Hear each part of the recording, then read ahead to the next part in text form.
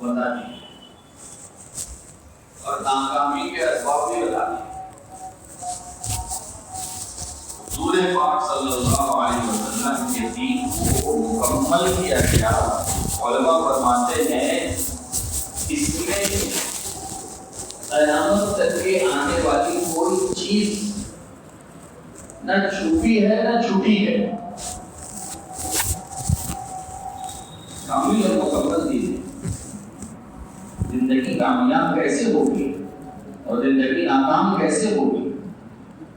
اللہ تعالیٰ قسم کھا کر کے ارشاد فرما رہے ہیں جب تک چند کام انسانیت کر نہیں لے گی خسارے اور نقصان سے یہ بچ نہیں سکتی۔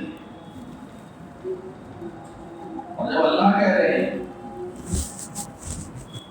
قسم کھا کر کے کہہ رہے ہیں، حالانکہ اللہ کو اپنی بات پر قسم کھانے کی ضرورت نہیں ہے، لیکن ماں کی اہمیت کو سمجھانے کے لیے بندے یہ غور کریں کہ بات کتنی اہم ہے کہ اللہ پاک قسم کھا رہے ہیں۔ اگر یہ کام نہیں ہوگے تو انسانیت کو خسارے اور نقصان سے کوئی چیز بچا نہیں سکتی۔ اور یہ اسباب سب کے لیے، یہ اعمال سب کے لیے، امیر غریب کا، شہری دیہاتی کا، پڑھے لکھے ان پڑھ کا، مرد و عورت کا، بڑے چھوٹے کا، کوئی اس میں فرق نہیں ہے، سب کے لیے۔ جیسے کھانا ہر ایک کی ضرورت ہے، ایسا نہیں مالدار آدمی ہے تو بھوک نہیں لگے گی اور غریب کو بھوک زیادہ لگے گی۔ لباس ہر ایک کی ضرورت ہے، مکان ہر ایک کی ضرورت ہے، ہوا پانی ہر ایک کی ضرورت ہے، چھوٹے بڑے میں کوئی فرق نہیں، عرب عجم میں کوئی فرق نہیں، مشرق اور مغرب والوں میں کوئی فرق نہیں۔ ایسے ہی دین کے معاملے میں اور کامیابی کے ان ضابطوں کے معاملے میں شخصیت کا اور اس کا کوئی فرق نہیں ہے۔ دین کے ضابطے ہر ایک کے لیے، جیسے دین کے اعمال ہر ایک کے لیے، غریب کی نماز الگ ہو، امیر کی نماز الگ ہو، ہم کو ایسا کہیں نہیں ملے۔ غریب حج کرنے کے لیے کہیں اور جائے، امیر آدمی حج کرنے کے لیے کہیں اور جائے، ہم کو ایسا کہیں نہیں ملے۔ روزے کی شکل امیر کے لیے الگ ہو، غریب کے لیے الگ ہو، ایسا کہیں نہیں ملے۔ جیسے دین کے لیے بنیادی اعمال ساری انسانیت کے لیے اور قیامت تک کے آنے والوں کے لیے ایک ہے، اس میں کوئی تبدیلی نہیں ہے، ایسے ہی یہ کامیابی کے ضابطے ساری دنیا والوں کے لیے اور قیامت تک کے آنے والوں کے لیے۔ اس سے ہٹ کر کے آدمی جتنی چاہے کوشش کر لے، جتنی چاہے محنت کر لے، جتنی چاہے یعنی اپنے آپ کو کما دے، ناکامی میں تو آگے بڑھتا چلا جائے گا، لیکن کامیابی کا کوئی تصور نہیں ہے، کامیابی کا کوئی تصور نہیں ہے۔ کامیاب ہونے کے لیے ان اسباب کو اختیار کرنا پڑے گا جو اللہ تعالیٰ قسم کھا کر کے ارشاد فرمائے۔ اس لیے علماء فرماتے ہیں دیکھنے میں سورہ والعصر قرآن کی سب سے مختصر سورت ہے، لیکن معانی اور مفہوم کے اعتبار سے اتنی جامع ہے کہ اگر پورا قرآن نازل نہ بھی ہوا ہوتا تو صرف یہ ایک سورت بندوں کی ہدایت کے لیے کافی تھی۔ اسی لیے علماء نے لکھا ہے کہ صحابہ جب آپس میں ایک دوسرے سے ملا کرتے تھے تو ان کی ملاقات کا اختتام سورہ والعصر کی تلاوت پر ہوتا تھا، ایک دوسرے کو سورہ والعصر پڑھ کر کے سناتے تھے۔ کیوں؟ اس لیے کہ بار بار ان ضابطوں کا مذاکرہ ہو جس کو اللہ پاک قسم کھا کر کے خسارے اور نقصان سے بچنے کے لیے ارشاد فرمائے۔ تو صحابہ کی مادری زبان تھی، وہ تو سمجھتے تھے، اس لیے ہر ملاقات میں ہر ساتھی اپنے دوسرے ساتھی کو یاد دلاتا۔ یہ دیکھو یہ ہے کامیابی کے اسباب کہ سب سے پہلی چیز، سب سے پہلی بنیاد اور سب سے پہلا ستون جس کو کہہ لیجئے اللہ رب العزت نے بیان کیا ہے وہ ایمان ہے۔ اِلَّا الَّذِينَ آمَنُوا، سب سے بنیادی چیز ایمان ہے، ایمان ہے۔ آج بہت بڑا طبقہ ہم کو ایسا ملے گا جن سے اگر آپ ایمان کیا ہے آپ پوچھ لو تو وہ بتا نہیں سکتے۔ کلمے کے الفاظ کو ایمان والا ایمان سمجھ رہا ہے، ایمان کے الفاظ کو ایمان والا ایمان سمجھ رہا ہے، ایمان کی حقیقت سے وہ ضرور ہے، اسی لیے الفاظ کے پڑھنے سے ایمان والا ہونے کا دھوکہ لگ رہا ہے. بھائی اللہ کو آسمان و زمین کا پیدا کرنے والا مان لینا کیا صرف اسی کا نام ایمان ہے؟ اتنا تو قرآن یہ کہہ رہا ہے کہ مشرکین بھی اللہ کو پہچانتے ہیں. اتنا تعارف تو کفار کو بھی ہے اللہ کی ذات کا کہ اگر بارش آسمان سے برس رہی ہے تو خود بخود نہیں برس رہی ہے، کوئی برسا رہا ہے. زمین سے اگر غلہ اگ رہا ہے تو خود بخود نہیں اگ رہا ہے، کوئی اس کو اگا رہا ہے. بھینس کے تھن سے دودھ آ رہا ہے، خود بخود نہیں آ رہا ہے، کوئی اس کو نکال رہا ہے. اتنا تو اللہ کی ذات کو وہ بھی مانتے ہیں. دن کا اجالا چلا جاتا ہے، رات کا اندھیرا آ جاتا ہے، یہ خود بخود نہیں ہوتا، کوئی کر رہا ہے. سورج کو کوئی چلا رہا ہے، چاند کو کوئی نکال رہا ہے، ڈبا رہا ہے. یہ سارا نظام قرآن میں اللہ پاک نبی جی سے یہ فرما رہے ہیں وَلَئِن سَأَلْتَهُم مَّنْ خَلَقَ السَّمَاوَاتِ وَالْأَرْضَ لَيَقُولُنَّ اللَّهُ. نبی جی اگر آپ ان سے پوچھیں گے آسمانوں اور زمینوں کو کس نے پیدا کیا، یہ آپ کو پوری طاقت کے ساتھ، پوری قوت کے ساتھ یہ جواب دیں گے اللہ ہی نے پیدا کیا ہے. اتنا تو وہ بھی اللہ کی ذات کو مان رہے ہیں کہ صرف اتنا مان لینا کافی ہے. کہا کہ نہیں، ایمان کی شرائط ہے، ایمان کے بنیادی چیزیں ہیں جن پر ایمان لائے بغیر بندہ ایمان والا نہیں ہو سکتا. وہ بنیادیں ہمارے اپنے پاس کتنی ہیں اور ہے تو کتنی مضبوط ہے اس کو دیکھنے کی ضرورت ہے. تقدیر پر ایمان ایمان کا حصہ ہے. کتنا ایمان ہے میرا تقدیر پر؟ تھوڑے سے حالات آ جائیں میری زبان کے بول بدل جاتے ہیں. یار کتنی مصیبت رہے گی اپنے اوپر اور کتنے حالات رہیں گے اور میں ہی ہمیشہ حالات میں رہتا اور میں ہی ہمیشہ. ایسے جملوں کا زبان پر آنا یہ ایمان کا چیک اپ ہے اور یہ ایمان کا ٹیسٹ ہے کہ اندر میں ایمان کتنا ہے، اللہ کے حکموں پر یقین کتنا ہے اور تقدیر پر ایمان کتنا ہے. کہ اللہ پاک حالات ڈالتے ہیں اس کو جانچنے کے لیے. ورنہ تو اپنی زبان سے کہہ لے والقدر خیرہ و شرہ من اللہ تعالی، اچھی ہوئی تقدیر کا تعلق اللہ سے ہے، زبان سے بول تو رہا ہے لیکن اگر فیصلہ کوئی طبیعت کے خلاف آ گیا اب پتہ چلتا ہے کہ زبان کا بول دل میں اترا ہے کہ نہیں اترا ہے. اب آدمی کے زبان کے بول بدل جاتے ہیں. اب جو اندر کی حقیقت ہے وہ باہر آتی ہے. ایک جگہ ابھی اپنے شہر کے اندر انتقال ہو گیا، نوجوان شخص چلا گیا دنیا سے. گھر والوں کا جملہ یہ ہے کہ ہم تو اتنی دعائیں پڑھتے تھے حادثات سے بچنے کی اور ہم تو اتنی دعائیں پڑھتے تھے مصیبتوں سے بچنے کی، کچھ تو ہوا نہیں، بولے کچھ تو کام آیا. تو میرے دوستو عزیزو، عمل بدلے کی نیت سے کرنا علماء فرماتے ہیں یہ عبادت نہیں، یہ تجارت ہے. یہ تو تجارت ہے کہ ہم اللہ کو عمل پیش کریں اور اللہ سے اس پر بدلہ چاہیں کہ میرے عمل پر میں جیسا چاہ رہا ہوں ویسا ہو جائے. یہ تو تجارت میں ہوتا ہے کہ میں پیسہ دے رہا ہوں اور جیسا سامان چاہ رہا ہوں مجھے ویسا سامان دے دے سامنے والا. ایک غلام اپنے آقا کا حکم جیسے کسی بدلے معاوضے کے بغیر پورا کرتا ہے، بندوں کو اللہ کے حکم کا پورا کرنا ایسے ہی ضروری ہے. کچھ دے تب بھی، کچھ نہ دے تب بھی. بھئی بیٹا باپ کے حکم کو پورا کرنے میں باپ سے کوئی بدلہ نہیں لے سکتا ہے. میں تمہاری بات مانا تو مجھ کو یہ دو، میں نے تمہارا حکم پورا کیا مجھ کو یہ دو. کہ نہیں، اولاد ہے، فرما برداری کا تقاضا یہ ہے کہ جو کہے جیسے کہے اس کو پورا کرو بغیر کسی مفاد کے، بغیر کسی توقع کے اور بغیر کسی امید کے کہ تم غلام ہو وہ آقا ہیں، تم بندے ہو وہ تمہارا خالق ہے، وہ رب ہے. اس کے حکم کو بغیر کسی مفاد کے، بغیر کسی فائدے کے پورا کرنا ہے. دے دے تب بھی، نہ دے تب بھی. حضرت ایوب علیہ السلام کی اولادوں کا انتقال ہو گیا.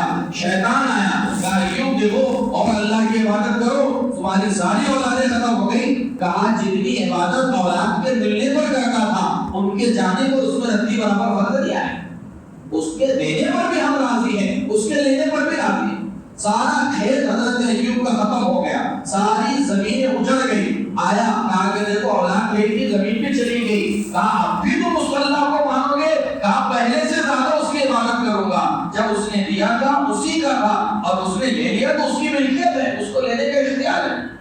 خود کا ان کا جسم بیماری کے اندر مبتلا ہوا، 17-18 سال بیماری میں رہا، سوائے بیوی کے کوئی پاس نہیں ہے۔ آ کے کہنے لگا اب تو سمجھ جاؤ، اولاد چلی گئی، جائیداد چلی گئی، خود کے جسم پر بات آ گئی۔ کہنے لگے الحمدللہ، جو شکر کی کیفیت پہلے کی تھی وہ آج بھی ہے، جو اللہ کے فیصلے پر اس دن راضی تھے وہ آج بھی ہے۔ اگر وہ اس حال میں ہمیں رکھے ہوئے ہیں تو ہم اس حال میں رہنے کے لیے راضی ہیں۔ یہ تقدیر پر ایمان ہے، یہ ایمان ہے، ان چیزوں پر ایمان کا لانا ایمان ہے۔ آدمی کو نفع ہو رہا ہے، سب کچھ اچھا چل رہا ہے، زبان سے الحمدللہ کہنا بہت آسان ہے۔ حال کے آنے پر، مصیبت کے آنے پر، آزمائش کے آنے پر، اللہ کی طرف سے امتحان کے آنے پر اگر انسان کی زبان پر الحمدللہ ہے تو یہ صرف زبانی نہیں ہے بلکہ یہ دل کے الفاظ ہیں۔ اسی لیے روایتوں میں آتا ہے جب کسی کی اولاد کا انتقال ہوتا ہے اللہ ملک الموت سے پوچھتے ہیں ان کے ماں باپ کی زبان پر کیا تھا۔ ملک الموت اگر یہ کہتے ہیں کہ اللہ اس اولاد کے لیے جانے پر بھی ماں باپ یہ کہہ رہے تھے کہ ساری تعریف اللہ کے لیے ہے جس کے بغیر یہ فیصلہ نہیں ہوا ہے، اللہ کہتے ہیں ان کے لیے جنت میں محل بناؤ وَسَمُّوهُ بَيْتَ الْحَمْدِ، اور اس محل کا نام بیت الحمد رکھو۔ اگر میرے بندے نے اس حال میں میری تعریف کی ہے تو اس کا بدلہ اور معاوضہ یہی ہے کہ اس کو جنت میں ایک محل دے دیا جائے۔ سب سے پہلی شرط میرے دوستوں بزرگوں خسارے اور نقصان سے بچنے کے لیے اِلَّا الَّذِينَ آمَنُوا کہ اللہ پر ایمان کا لانا، اللہ پر یقین اور اعتماد، اور ایمان میں بنیادی چیزیں یہ بھی ہے اللہ کو ماننے کے ساتھ ساتھ ساری صفات کے ساتھ سارے فیصلوں میں سارے اتار چڑھاؤ میں ہماری نظر فوراً اللہ کی طرف متوجہ ہو، کسی کے کرنے سے، کسی کی سازش سے، کسی کی پلاننگ سے اور کسی کے جو ہے وہ بگاڑنے سے کچھ نہیں بگڑا ہے۔ ساری دنیا ایسی ہی بے بس ہے، مجبور ہے، مخلوق ہے جیسے میں مخلوق ہوں۔ یہ کیا کسی کا بنا بگاڑ سکے گی اور یہ کیا کسی کا؟ یہ میرے دوستوں بزرگوں یقین ہونا چاہیے کہ ایمان کا تقاضا ہے کہ اگر اس یقین کے ساتھ بندہ زندگی گزار رہا ہے اور اس یقین کے ساتھ دنیا میں رہ رہا ہے، اب اس کا یہ یقین ہر حال میں اس کو اللہ کے حکموں پر کھڑا کرے گا، ہر حال میں اس کو اللہ کے حکموں پر چلائے گا۔ اس لیے آپ قرآن پاک میں دیکھ لو ایمان کے ساتھ ہر جگہ اللہ نے اعمال صالحہ کو جوڑا ہے۔ من عمل صالحا من ذکر او انثى وهو مؤمن، ایمان ہے، اعمال صالحہ ہے۔ الا الذين امنوا وعملوا الصالحات، جو اللہ پر ایمان لائے، نیک عمل کرے۔ علماء فرماتے ہیں نیک عمل پر استقامت ایمان کے بقدر ملے گی، جتنا ایمان کی مضبوطی ہے عمل پر اتنا یہ جمے گا، اور جتنا اندر کا یقین کمزور ہے عمل پر جمنا اس کے لیے مشکل ہو جائے گا۔ چھوٹے چھوٹے بہانوں کی وجہ سے نماز چھوٹ جائے گی، چھوٹے سے نفع کی وجہ سے جھوٹ بول دے گا، جھوٹی قسم کھا لے گا، اور چھوٹی سی دنیا کے نفع کے لیے انسان اپنی آخرت کو داؤ پر لگا دے گا۔ کیوں؟ یقین کی کمزوری ہے، ایمان کی کمزوری ہے، اعمال صالحہ پر استقامت نہیں ہے۔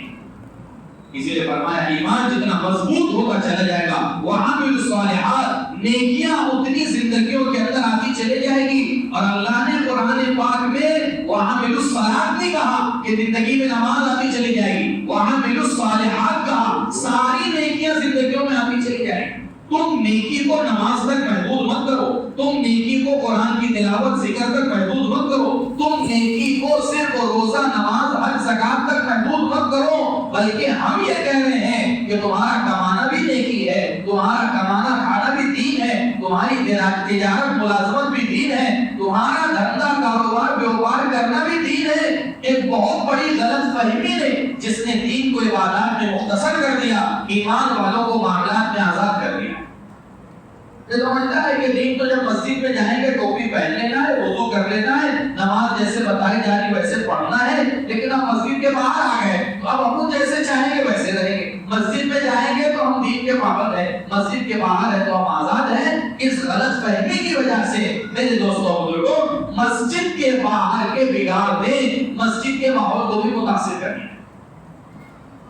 کیوں؟ اس لیے کہ جیسے ایک گاڑی اپنے اندر کے پیٹرول سے چلتی ہے، ایک لائٹ اپنے اندر کی پاور بجلی سے چلتا ہے، ایک پنکھا اپنے اندر کی پاور سے گھومتا ہے، ایسے ہی ایمان والے کے اندر جس قسم کی غذا جاتی ہے، جس قسم کا کھانا جاتا ہے، جسم کی روزی اس کے پیٹ میں اترتی ہے، اس کی اپنی بشیر اور اس کا اپنا بدن اسی اعتبار سے استعمال ہوتا ہے۔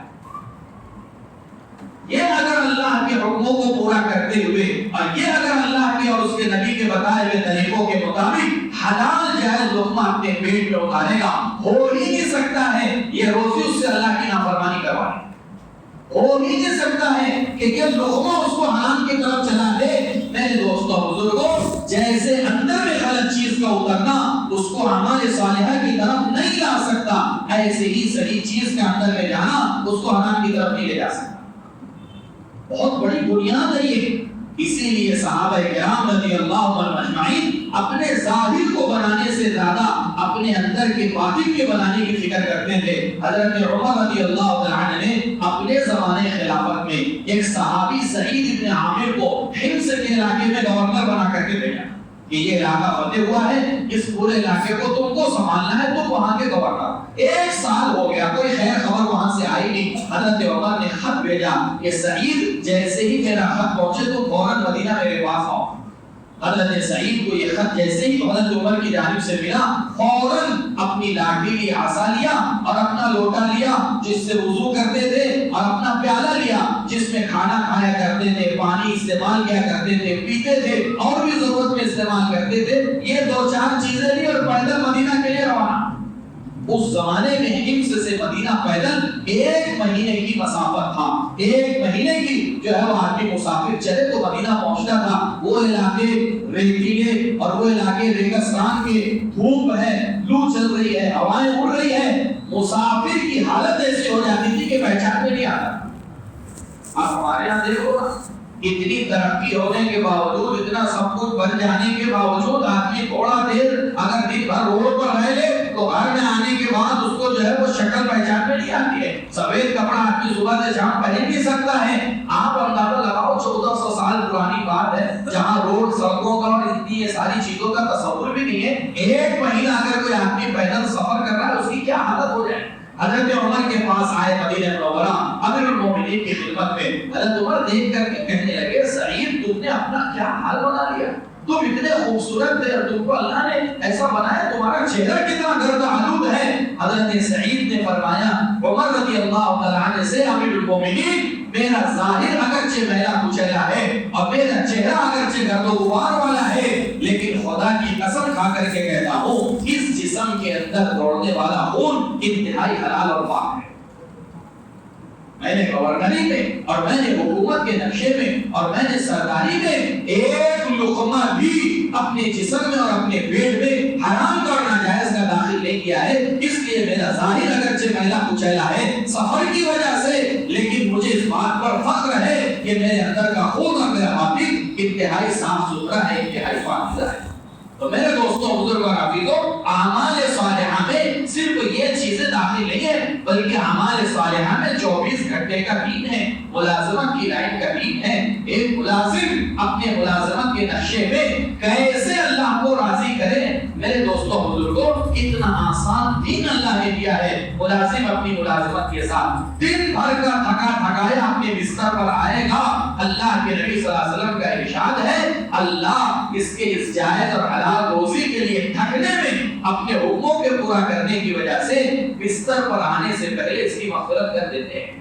لیکن کون ملازم جو اپنی ملازمت کو ایمانداری کے ساتھ کرے، امانت داری کے ساتھ کرے، سیٹ کو اس کی نگرانی کے لیے کیمرہ نہ لگانا پڑے اور سیٹ کو اس کی نگرانی کے لیے آدمی نہ رکھنا پڑے، اس کے اندر اتنی امانت داری ہو اور اس کے اندر اتنی دیانت داری ہو، کوئی دیکھے نہ دیکھے اللہ دیکھ رہے ہیں۔ الم یعلم بان اللہ یری، مخلوق کی آنکھیں دھوکہ کھا سکتی ہے لیکن اللہ کی نظر اور اللہ کا دیکھنا دھوکہ نہیں کھا سکتا ہے۔ جہاں لوگ نہیں دیکھ سکتے ہیں وہاں اللہ کو دیکھ رہے ہیں۔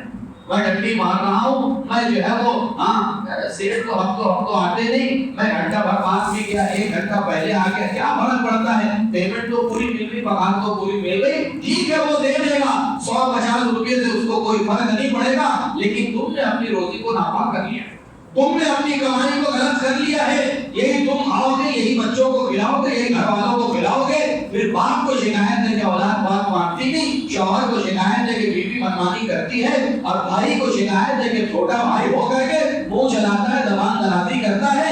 میرے دوستوں اور عزیزوں بہت بڑی بنیاد اس کی ہماری اپنی روزیاں ہیں، ہمارے اپنے کمانے کے نقشے ہیں جن کو ہم نے سرسری سمجھا، معمولی سمجھا اور جس کو ہم نے دھیان نہیں دیا، آدمی اس پر توجہ نہیں دیتا ہے۔ صحابہ حرام تو بہت دور کی بات ہے، اس کا تو تصور بھی نہیں تھا، مشکوک کو بھی اتنا بچتے تھے کہ حضرت ابوبکر کہہ رہے ہیں اگر یہ لقمہ میری جان کے ساتھ بھی باہر آئے گا تو میں اس کو نکال کر کے رہوں گا۔ دنیا کا معاملہ آسان ہے، یہاں کی بھوک برداشت ہو جائے گی، زیادہ سے زیادہ یہ فاقے سے مر جائے گا۔ کسی قرآن حدیث میں اس مرنے والے کو جو ہے وہ جہنمی نہیں قرار دیا گیا، بلکہ اللہ نے چاہا تو یہ شہید کہلائے گا، یہ جنتی ہو جائے گا۔ اس فاقے سے مرنے والا اس کی آخرت نہیں اجڑے گی، لیکن پیٹ بھر کر کے غلط سڑک سے جمع کرنے والا اور بھرنے والا اس نے تو اپنی آخرت اجاڑی، اس نے تو اپنی آخرت برباد کر لی۔ اس لیے میرے دوستوں بزرگ اور عزیزوں یہ بھی دین کا حصہ ہے، یہ بھی سیکھنے کی چیز ہے، یہ بھی معلوم کرنے کی چیز ہے۔ ہم تو اس کو سرسری لے لیتے ہیں کہ ٹھیک ہے جیسے جو چل رہا ہے، نہیں میرے دوستوں بزرگوں، مارکیٹ میں تو ہر طرح کی چیزیں ہیں، بازار میں تو ہر طرح کے کاروبار ہیں، ہر طرح کے معاملات ہیں، اور ہم تو نئے نئے طریقے ایجاد ہو رہے ہیں۔ اتنا پیسہ تم لگا دو تم کو اتنا پرسنٹیج مل جائے گا۔ پیسہ کہاں لگ رہا، کون سے کاروبار میں لگ رہا ہے، جائز میں لگ رہا ناجائز میں لگ رہا، تم کو بس مہینے کے نفے کی پڑی ہے، کہاں سے لا رہے کہاں سے نہیں لا رہے۔ میرے دوستوں بزرگ اور عزیزوں یہ سارے راستے ہیں اپنے آپ کو محتاج بنانے کے، ان راستوں سے باطل ایمان والوں میں گھسنا ہے، کمائی کے راستے سے، دنیا کے نفع کے راستے سے۔ جیسے دیکھو نا حجاج بن یوسف نے مشہور واقعہ ہے، اپنے زمانے کے مستجاب الدعوات لوگوں کی دعوت کی، اپنا کھانا کھلا دیا، کہنے لگا اب تم میرے خلاف بد دعائیں کرو، تمہاری بد دعائیں اللہ کے یہاں پہنچیں گی ہی نہیں، کیونکہ حرام کا لقمہ تمہارے پیٹ میں اتار دیا۔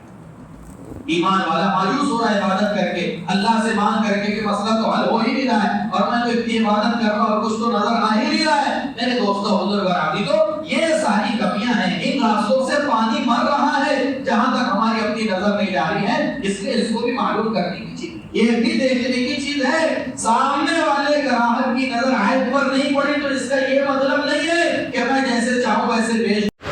سبسکرائب ایٹ عالمی مرکز نظام الدین کی اجتماعیت۔ لیکن میں بتا رہا ہوں اس کے اندر یہ عیب ہے، لینا ہے تو آپ لو، اور اگر نہیں لینا ہے کوئی زبردستی نہیں ہے، وہ نہیں جانتا میں جانتا ہوں، اور میں سمجھ رہا ہوں کہ یار وہ میری چالاکی سے جو ہے وہ مان نکال دیا، یہ چالاکی نہیں ہے میرے دوستوں بزرگوں، یہ آخرت کی بربادی ہے، اور یہ میرے دوستوں بزرگوں ہلاکت ہے۔ آپ کے ذمہ تھا آپ کو اس کو بتانا، اور آپ کی ذمہ داری تھی اس کو صحیح چیز بتانا۔ ہاں اس کے ساتھ وہ راضی ہے پھر صحیح ہے، وہ لے جائے، آپ اس کا جو ہے وہ معاوضہ لے لو، لیکن اگر آپ نے دھوکے میں رکھ کر کے اور اگر آپ نے اس سے چھپا کر کے وہ چیز کی ہے، آپ کو ظاہر میں نفع ملتا تو دکھ رہا ہے، لیکن یہ نفع نہیں، یہ بہت بڑے نقصان کا ذریعہ ہے۔ اس لیے وعاملوا الصالحات دوسرا بنیادی سبب اللہ نے ایمان کے بعد وعاملوا الصالحات نیک عمل کو قرار دیا ہے۔ تیسرا اور چوتھا بنیادی سبب وتواصوا بالحق وتواصوا بالصبر۔ میرے بندو جیسے انسانی معاشرہ وہ اپنے اچھا بننے سے اچھا بنے گا، ایسے ہی تم اگر یہ اپنے آپ کو صحیح بنانے کی فکر میں لگ رہے ہو تو تمہارا اپنا صرف دین پر جمنا یہ کافی نہیں ہوگا، بلکہ تم کو ماحول کو بنانے کی محنت کرنا پڑے گی۔ ایک اکیلا آدمی اگر اپنے آپ کو عبادات پر جما رہا ہے یہ زیادہ دن تک ٹک نہیں پائے گا، جم نہیں پائے گا، جیسا ماحول ہوگا ماحول اس کے اوپر اثر انداز ہو کر کے رہے گا۔ اس لیے میرے دوستوں بزرگوں جو باتیں مجھ کو سمجھ میں آ رہی ہے اور جن اعمال کی میں پابندی کر رہا ہوں تو صرف میں اپنی ذات سے پابندی کر کے اس کو کافی سمجھوں، ایسا نہیں ہے۔ شیطان دھوکے میں ڈالتا ہے، میں تو کر رہا ہوں، نہ کوئی کرے نہ کرے، وہ بھی تو عقل مند ہے، وہ بھی تو ہوشیار ہے، اس کو بھی تو اللہ نے دماغ دیا ہے نا، وہ خود سے سمجھے گا کرے گا۔ نہیں میرے دوستوں بزرگوں دنیا کے معاملے میں اگر سمجھدار اولاد سستی کرے تو باپ نامراد ہو جاتا ہے، لیکن وہی سمجھدار اولاد دین کے معاملے میں سستی کرے باپ مطمئن ہے، بولے وہ تو شادی کے لائق ہو گیا، اب اس کو کیا سمجھانا، اب اس کو کیا نماز کا بولنا اور اب اس کو کیا دین کے بارے میں کرنا، وہ تو خود سمجھدار ہو گیا۔ میرے دوستوں بزرگوں یہ سمجھداری نہیں، اگر وہ اپنی آخرت کو نہیں سمجھ رہا ہے یہ نہ سمجھ ہے، تمہاری ذمہ داری اس کو سمجھانے کی ہے، اور صرف اولاد نہیں بلکہ اپنا گھر، پڑوس، محلہ، شہر، سارے عالم کے اعتبار سے ایک ایمان والے کو ذمہ دار بنایا گیا ہے۔ میرے دوستوں بزرگوں اللہ کے نبی صلی اللہ علیہ وسلم نے پوری امت کی مثال کشتی کے سوار سے دی ہے۔ جیسے ایک کشتی میں چند مسافر سوار ہیں، ایک مسافر کشتی میں سوراخ کر رہا ہے. کیوں سوراخ کر رہا ہے؟ کہ ہم پانی کشتی میں لے سکے سمندر کے پانی کو. حدیث شریف میں آتا ہے بقیہ مسافر اگر اس سوراخ کرنے والے کو اس کی حرکت سے نہیں روکیں گے تو صرف وہ سوراخ کرنے والا نہیں ڈوبے گا بلکہ جتنے مسافر ہیں یہ سب ڈوب جائیں گے. حضور پاک صلی اللہ علیہ وسلم مثال دے کر کے کوئی کہانی قصہ نہیں بتا رہے بلکہ امت کو قیامت تک کے آنے والوں کو یہ بات سمجھا رہے ایک بے نمازی صرف اپنے آپ کو اللہ کی پکڑ کا شکار نہیں بنا رہا ہے بلکہ یہ آس پاس والوں کو بھی اللہ کی رحمت سے محروم کرنے کا ذریعہ بن رہا ہے. یہ سوراخ کرنے والا ہے اگر تم اس کو نہیں بچاؤ گے نہیں روکو گے نا یہ نہیں ہلاک ہوگا یہ تم کو بھی لے کر کے ڈوبے گا اور یہ تم کو بھی اللہ کی پکڑ اور عذاب کا شکار بنائے گا. حضرت عائشہ رضی اللہ عنہا نے اور دیگر صحابہ نے اللہ کے نبی صلی اللہ علیہ وسلم سے پوچھا تھا کیا اللہ کی پکڑ جب بروں پر آئے گی نیک لوگوں کے موجود ہوتے ہوئے بھی یہ پکڑ آ جائے گی؟ آپ نے فرمایا نعم اذا کثر الخبث، ہاں جب برے اچھوں پر غالب آ جائیں گے تو اچھوں کے ہوتے ہوئے عبادت گزار دینداروں کے ہوتے ہوئے بھی امت اللہ کی پکڑ کا شکار ہو جائے گی. اس لیے میرے دوستوں بزرگوں ہماری اپنی ذمہ داری ہے. شیطان دھوکے میں ڈالتا ہے بولے میں تو جاہل آدمی مجھے تو کچھ آتا نہیں. آپ علماء سے پوچھو اللہ کے نبی صلی اللہ علیہ وسلم کا ارشاد ہے ایک بات اگر تم دین کی جانتے ہو ایک مسئلہ اگر تم کو پتا ہے نا تمہارے ذمے اسی کا پہنچانا ہے. تم کو اتنا تو پتا ہے 5 وقت کی نماز فرض ہے تم خود نماز کے لیے آئے ہو تمہاری دکان سے مسجد آنے تک 10 مسلمان تم کو ملتے ہیں. کیا تم کو اتنا بھی دین نہیں پتا ہے کہ یہ نماز اس پر بھی فرض ہے اور یہ نماز اس کے ذمہ بھی ہے؟ تم جس گھر سے نکل کر کے آ رہے ہو اس گھر میں 10 بالغ مرد و عورتیں رہتی ہے. یہ نماز جیسے تم پر فرض ہے تم پر بھی فرض ہے. کتنوں کو تم نے کہا کتنوں کو تم نے سمجھایا؟ تم اپنی گلی سے نکل کر کے مسجد تک 10 مکانات سے گزر کر کے آتے ہو. یہ سارے مکانات ایمان والوں کے ہیں اور سب میں مرد و عورتیں بالغ رہتی ہیں. 10-20 کی تعداد میں تمہارے اپنے اندر کتنا اس کا احساس اور درد پیدا ہوا کہ یہ میرے ذمے ہے کہ میں ان کو اس فریضے کی طرف بلاؤں جس فریضے کو ادا کرنے کے لیے میں جا رہا ہوں. میں مطمئن ہے کہ یار میں آ گیا میں نے پڑھ لی میں ادا کر لیا میرا کام ہو گیا. نہیں میرے دوستوں حضور اور عزیزو آپ اس سورت کی تفسیر اٹھا کر کے دیکھو. حضرت مفتی شفیع صاحب رحمۃ اللہ علیہ نے معارف القرآن میں وضاحت کے ساتھ اور بھی دیگر علماء نے لکھا ہے وتواصوا بالحق وتواصوا بالصبر کی تفسیر میں تمہارا دین ناقص ہے اگر تم صرف اپنی ذات سے عمل کر کے تمہارے اپنے اندر اس دین کو امت میں زندہ کرنے کا اور انسانیت کو اس کی طرف لانے کا جذبہ نہیں ہے. شیطان یہ بھی دھوکے میں ڈالتا ہے بولے میں سدھر جاؤں پہلے تو کافی ہے میں بن جاؤں تو بہت ہے میں کیا دوسروں کو بناؤں میں کیا دوسروں کو سدھاروں. میرے دوستوں بزرگوں حضرت انس کی روایت ہے اللہ کے نبی صلی اللہ علیہ وسلم سے پوچھا حضور ہم بعض نیک اعمال نہیں کرتے ہیں لیکن کیا ہم دوسروں کو اس کا حکم دے سکتے ہیں؟ بعض برائیاں ہیں ہم نہیں روک پاتے ہیں لیکن کیا دوسروں کو اس سے ہم روکیں؟ آپ صلی اللہ علیہ وسلم نے فرمایا مروا بالمعروف وان لم تعملوا به تم بھلائی کا حکم کرو اگرچہ تم اس بھلائی پر عمل نہیں کر رہے. یہ عذر کافی نہیں ہے میں خود ہی نہیں روک رہا ہوں میں کیسے روکوں میں خود ہی نہیں کر رہا ہوں میں کیسے کروں. اس نیت سے تم کرو کہ تم کرنے والے بن جاؤ اس نیت سے تم روکو کہ تم خود رکنے والے بن جاؤ. یہ عذر اللہ کے یہاں کافی نہیں ہے کہ میں خود نہیں کرتا تھا تو میں کیسے دعوت دوں. نہیں اس کے باوجود دعوت کے دینا ہماری اپنی ذمہ داری ہے. کب تک دعوت دینا کیسے دعوت دینا ایک مرتبہ سمجھا دیا کافی ہو گیا؟ نہیں میرے دوستوں بزرگوں اگر سمجھانے کے باوجود بھی سامنے والا ماننے کو تیار نہیں ہے ہم چھوڑ نہیں دیں گے. حدیث میں آتا ہے سب سے پہلا بگاڑ بنی اسرائیل میں اور سب سے پہلا تنزل بنی اسرائیل میں ایسے ہی شروع ہوا. لوگ آپس میں کھاتے تھے پیتے تھے بیٹھتے تھے اٹھتے تھے آپس میں ہنسی مذاق نشست و برخاست ہوتی تھی لیکن اچھے بروں کو سمجھاتے نہیں تھے ایک دوسرے کے ساتھ کھانا پینا. نتیجہ یہ ہوا حضور نے فرمایا اللہ نے بھلوں کے اور اچھوں کے دلوں کو بھی ویسا ہی کر دیا جیسے نافرمانوں کے دل تھے اور پھر سب اللہ کی لعنت کا اور اللہ کی پکڑ کا شکار ہوئے. اس لیے یہ غلط فہمی ہمارے اپنے ذہن سے نکال دینا ہے. لوگ مخصوص لوگوں کا کام ہے جماعت کا کام ہے اور جو ہے یہ تبلیغ کا کام ہے. نہیں میرے دوستوں بزرگ اور عزیزوں، 1.25 صحابہ کو اللہ کے نبی نے اس کا مکلف بنایا تھا جو حاضر ہے وہ غائبین تک پہنچائے۔ 10,000 صحابہ کو حضور نے نہیں کہا کہ چلو 1.25 میں سے 5-10,000 یہ کام لے لو اور باقی جو ہے وہ اپنے دنیا میں اپنے کمانے میں اپنے دھندوں میں لگ جاؤ۔ بتاؤ آپ کسی روایت میں ہو 1.25 صحابہ یہی مجموعی تعداد تھی، 100% کو 100% تک پہنچنے کا ذمہ دار بنایا۔ یہ نہیں کہا کہ تم مکہ میں رہ کے محنت کر لو اور تم مدینہ والے مدینہ میں رہ کے محنت کر لو اور یمن والے یمن میں رہ کے محنت کر لو۔ نہیں، یہاں جتنے حاضر ہیں غائبین تک، اور غائبین قیامت تک آنے والے غائبین تک پہنچانے کے اور اس کی محنت کے ذمہ دار ہیں۔ اس لیے میرے دوستوں بزرگ اور عزیزوں، ماحول اور معاشرہ یہ بنانے سے محنت کے ذریعے سے بنے گا۔ ہر ایک چاہتا ہے ہمارا ماحول اچھا بن جائے، ہمارا محلہ 100% دیندار بن جائے، میرا اپنا گھر 100% دیندار بن جائے، بچے دیندار بن جائے، بیوی نیک بن جائے۔ چاہت ہر ایک کی ہے، لیکن یہ چیز صرف چاہت سے ہو جائے کرنا پڑے گا، عمل پر اس کو لانا پڑے گا، اپنی ذات سے اس کی ابتدا کرنا پڑے گی۔ اللہ کے نبی، آج جو مکہ اور مدینہ کا ماحول ہم دیکھ رہے ہیں یہ تو آج ہمارے سامنے ہے۔ حضور کے آنے سے پہلے آپ ان علاقوں کے حالات اٹھا کر کے دیکھ لو، آپ کو اندازہ ہوگا کتنا بگاڑ ہے، کتنی بے حیائی ہے، کتنی عریانیت ہے، کتنا کفر اور شرک ان علاقوں کے اندر بھرا پڑا تھا۔ آپ تاریخ اٹھا کر کے دیکھ لو، یہ تو آج اللہ تعالیٰ بیت اللہ اور اس کی رونق کو اور مسجد نبوی اور اس کی آبادی کو دکھا رہے ہیں۔ یہ ایسے ہی نہیں، یہ 23 سال کی دن اور رات کی محنت کے بعد، فاقے کے بعد، مار کھانے کے بعد، ہزاروں کے شہید ہونے کے بعد اور بچوں کے جو ہے وہ یتیم ہونے کے بعد اور گھروں کے چولہوں کے بجھنے کے بعد بہار آج دنیا میں جو آئی ہوئی ہے، یہ سب کون انہی کی لگائی ہوئی ہے۔ اور یوں ہی نہیں، یہ برگ و ثمر لے رہے ہیں، پیڑوں نے موسموں کے بہت دکھ اٹھائے ہیں، اس کے پیچھے ایک پوری محنت رہی ہے، تب جا کر کے یہ چیز اللہ نے امت کے سامنے پیش کی ہے۔ اگر میں اپنے گھر کو نمونہ بنانا چاہوں، اپنی بستی کو، محنت کرنا پڑے گی۔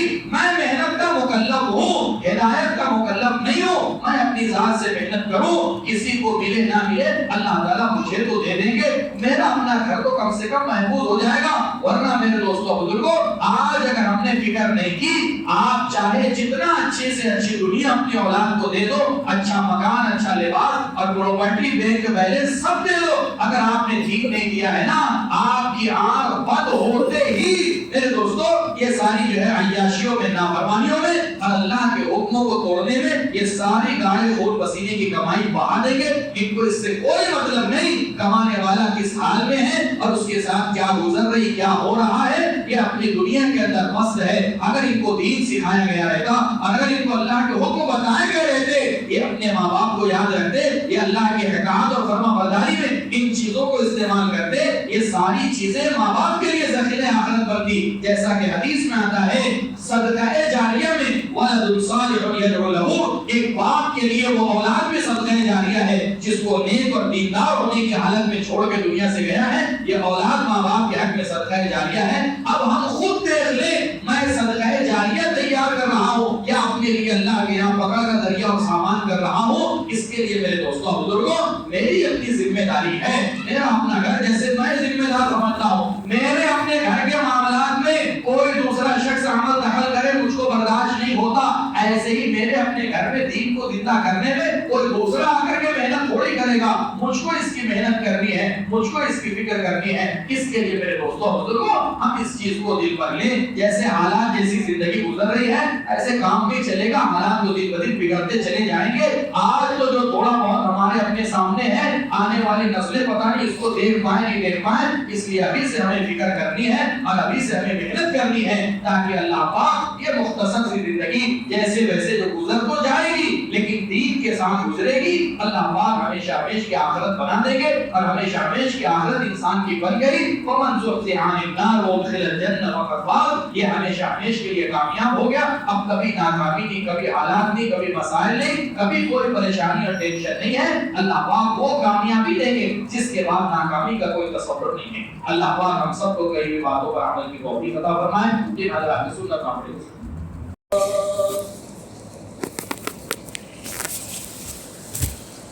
الحمد لله علی الذات عظیم الصفات سمیع السمات کبیر الشان جلیل القدر رفیع الذکر مطاع الامر جلیل البرهان فخیم الاسم غزیر العلم وسیع الحلم کثیر الغفران جميل الثناء جزيل العطاء مجيب الدعاء أميم الإحسان سريع الحساب شديد العقاب عليم العذاب عزيز السلطان وأشهد أن لا إله إلا الله وحده لا شريك له في الخلق والأمر وأشهد أن سيدنا ومولانا محمدا عبده ورسوله المبعوث إلى الأسود والأحمر المنعوت بشرح الصدر ورفع الذكر صلى الله عليه وعلى آله وأصحابه الذين هم خلاصة العرب العرباء وخير الخلائق بعد الأنبياء أما بعد فيا أيها الناس وحدوا الله فإن التوحيد رأس الطاعات واتقوا الله فإن التقوى ملاك الحسنات وعليكم بالسنة فإن السنة تهدي إلى الطاعة ومن أطاع الله ورسوله فقد رشد واهتدى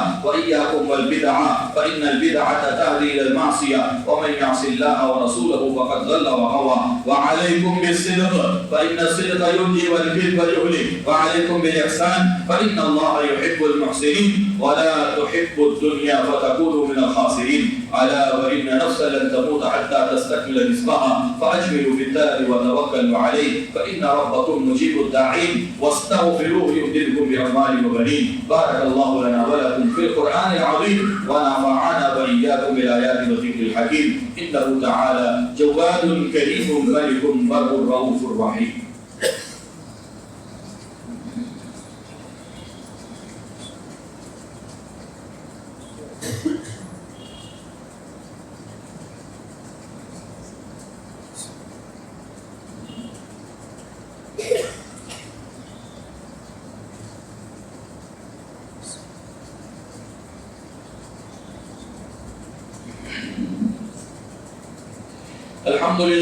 الحمد لله نحمده ونستعينه ونستغفره ونؤمن به ونتوكل عليه ونعوذ بالله من شرور انفسنا ومن سيئات اعمالنا من يهده الله فلا مضل له ومن يضلل فلا هادي له واشهد ان لا اله الا الله وحده لا شريك له واشهد ان سيدنا وسندنا وشفيعنا وحبيبنا ومولانا محمدا عبده ورسوله الذي ارسل بالحق بشيرا ونذيرا وداعيا الى الله باذنه وسراجا منيرا اما بعد فاعوذ بالله من الشيطان الرجيم إن الله وملائكته يصلون على النبي يا أيها الذين آمنوا صلوا عليه وسلموا تسليما اللهم صل على سيدنا محمد بعدد من صلى وصام وصل وسلم وبارك على سيدنا محمد بعدد من قعد وقام اللهم صل على سيدنا محمد بعدد كل ذرة ألف مرة وعلى سائر الصحابة والتابعين رضوان الله تعالى عليهم أجمعين وارض اللهم عن صديق نبيه وأنيسه ورفيقه في الغار والمزار من قال في حقه من جاء منك بالنهي والأمر